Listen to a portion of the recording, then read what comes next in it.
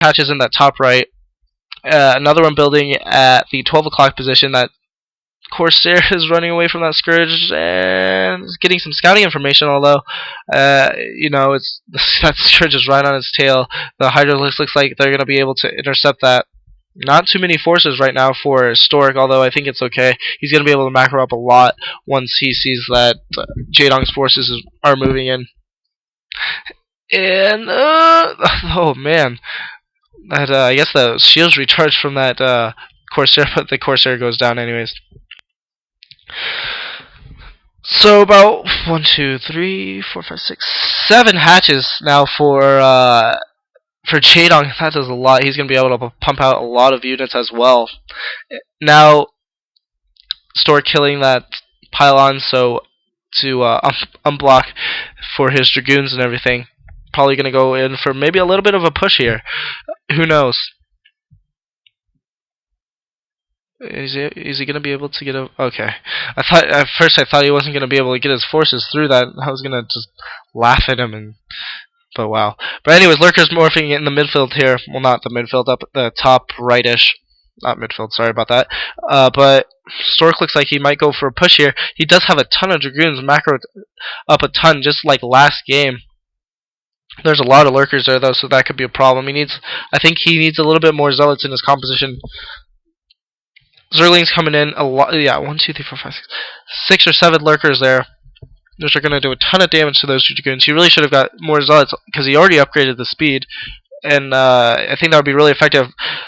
Zerglings coming in able to surround one of those Dragoons and kill it. Only about 3 Zerglings died, so that was very cost effective. Especially gas-wise. Picking up another base at the 6 o'clock position is Stork. And he's always doing a very good job of, getting expansion when he's attacking or doing something while he's attacking. All these programmers are really good about multitasking. 3 Zealots running in against those a group of Zerglings, and now a huge battle going in the midfield. Zerglings running in, High Templar storming, doing a little bit of storm, not too good of a storm. Oh, those are actually pretty bad storms, although killing a Lurker there, reburrowing his Lurkers is Jaedong. Zerglings still moving in.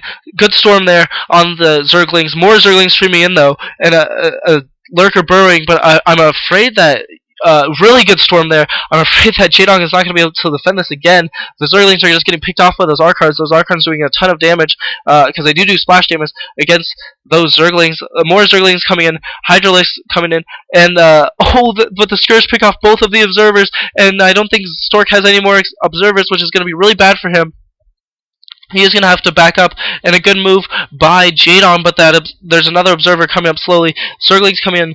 And Overlord, critically, he needs to kill that Overlord. Oh, and the Observer goes down, so Stork is not going to be able to see any of those Lurkers. Hive Tech up for Jaedong now, and Jaedong's just looking focused. He's pissed. He knows that if he loses this game, he's in a really bad position. He wants Flash. He wants the rematch. He wants the gold, And so he's going to put his heart and soul out for this. Stork, I think Stork is also one of the people that is known as the King of Silver. So Stork wants this too. Stork doesn't want to, be forgotten. He wants to win this one. He wants a W on his belt. He wants a gold medal. He wants everything.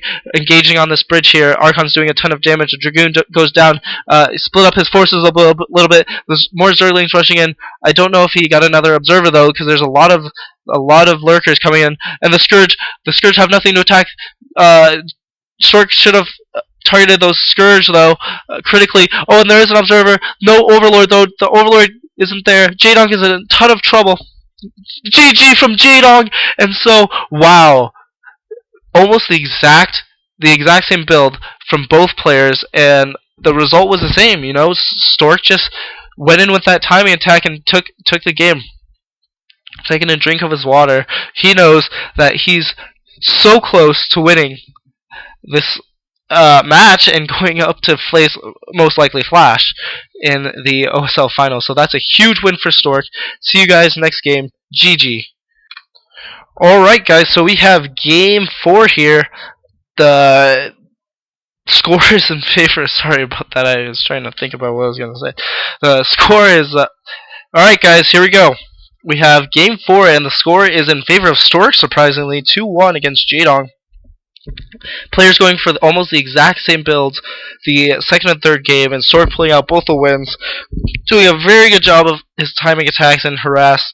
Jaedong is a little bit against the wall here. He needs to pick it up and pull out a win, because if he doesn't, he's going to be out of the OSL, and that's going to be so disappointing because everyone, I mean, you can talk to anyone, everyone wants Flash versus Jaedong. Nobody wants, Free and Stork, or Stork and Flash, or Jaedong and Free. It's all Flash and Jaedong. Everyone wants that. No doubt, this is going to be played on Eye of the Storm. A really good map, actually. And we'll see what happens here. So, spawning at the top positions, we have on the left side, I'm assuming, Jaedong. Yeah, Jaedong as the white Zerg, and at the right, maybe Brown Protoss, but anyways, the other player's Protoss, obviously.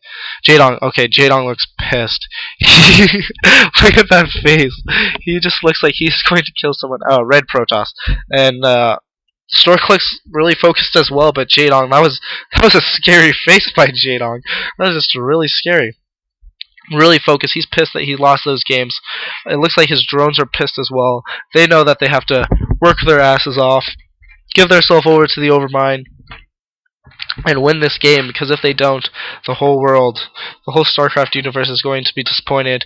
And it looks like a carrier, pretty good carrier drawn by some fan there, and they went carriers, although I don't think Stork is going to go carriers anytime soon. So Overlord trick done by Jaedong, I believe. Get his larva over on the left side, and Stork's SC or probe is going to scout in the wrong direction, actually building inside his base, I think, this time, as that expansion is pretty hard to hold off. I'm not sure if he did that though. For sure, a Stork fan over there, pretty good sign. Oh no, I don't think he. Yeah, so that expansion is hard to hold his unnatural natural, if that makes sense. So he's gonna go for that one up top there, just as Jaedong is going to go for his natural as well. I don't know why I said unnatural natural. It's kind of weird because usually your natural is at a lower level than your main base, but in this, your natural is on the same side.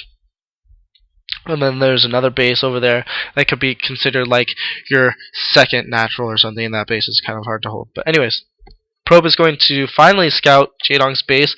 Jaedong finally knows where Stork is as well. His Overlord, I think, is about there, maybe. Not quite sure. Didn't really see exactly where the Overlord scouted. But anyways, next is going to go down, which is really standard since he saw that Jaedong's pool wasn't down yet.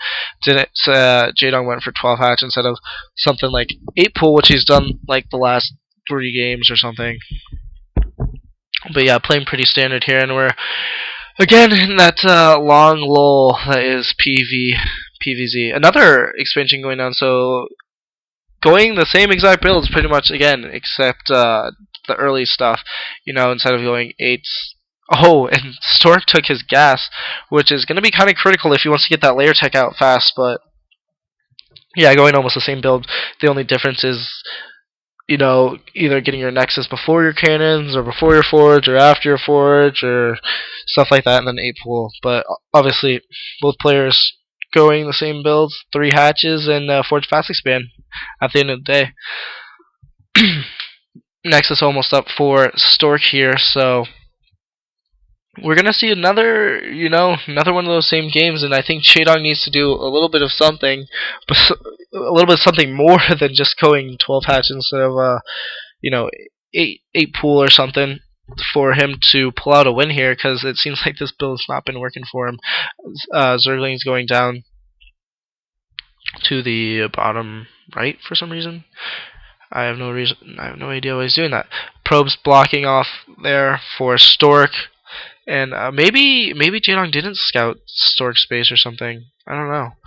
But anyways, so he's going to finally know where Stork is, except I think it's going to be a little bit too late because Stork is ready for this. He's got the good defense up, and Jaedong smartly removes his Overlord from getting attacked there.